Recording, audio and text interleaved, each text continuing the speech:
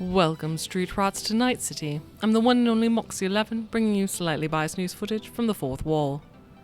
When we last saw Gatehouse, they were all doing their own thing as they took some downtime after the difficult battle with the albino.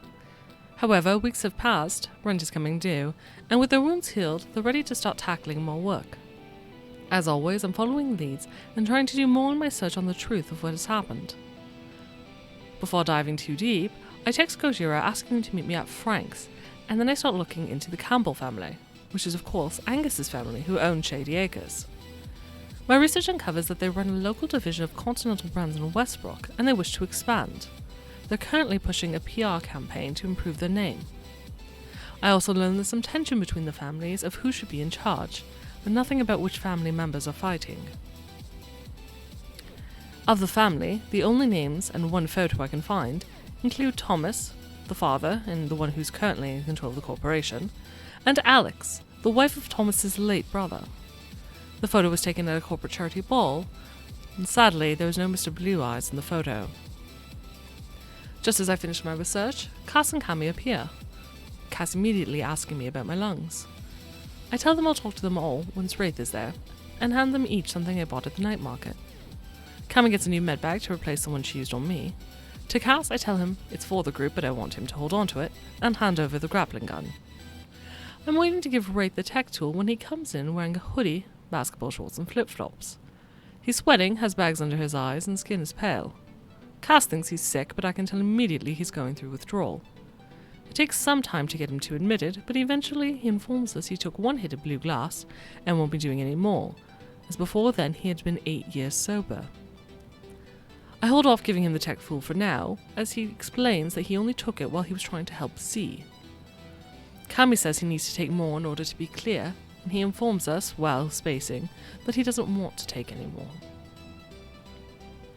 In between him spacing out and being there, I explain about my lungs, and tell the group only that a fan paid for the lungs and the surgery. Luckily they don't really press, though Cass can tell I'm holding a lot of information back. Changing topics to Wraith, we discuss Rehab, learning from Cammy, who went through this with her mother, that it will cost about 500 eddies and take a week for him to detox. Unsure about funds as rent is coming due, I ask Wraith to ask Pons if there's an intermediate option, and when he leaves, the rest of us talk about our options with Wraith. Cass doesn't want to give him any more drugs, but we can't take him on a job with us if he's going to space out. I offered to sell the car that we got, or at least the parts to get the money, since we don't really have the funds to get him into rehab, and we can start that after the job. When Wraith returns, he's foregone his hoodie and is now wearing a sequin blouse. When he takes a seat and I ask him what Pons says, he claims he forgot Moose to go again. I put him into the booth and just keep him close, not trusting him to go anywhere. When I try to ask him where he left the car, he spaces out, can't recall, and growing impatient, I pull out a piece of blue glass from the smuggler component in my hand, crushing it and getting him to inhale.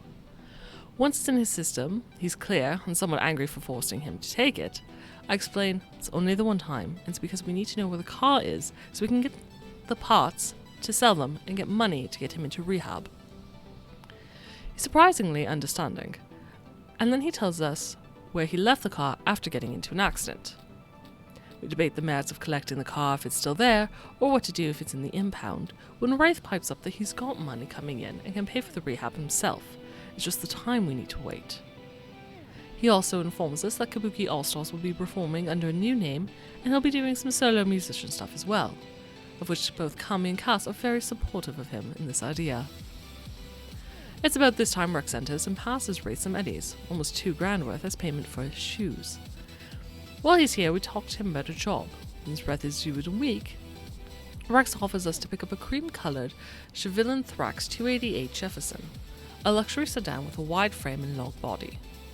We're to pick up the car from somewhere in Watson, and then have 4 hours to deliver it to the industrial Marina in Haywood, where we'll meet a contact, let them handle the car for a bit, and then we can take it. The car itself would be our payment, which neither Cammy nor I are particularly fond of, and I'm having a slight crisis moment about picking up anything. We do, however, accept, and Rex tells us he'll send us the deets.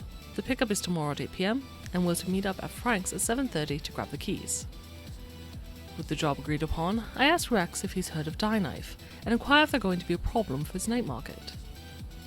He tells me it's funny I ask because this job's important for that exact reason, essentially letting us know that this job is his way of paying protection to them for the night market.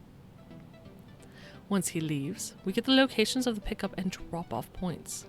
We decide to spend the night scoping out each location, since Carmen needs to look at the architecture.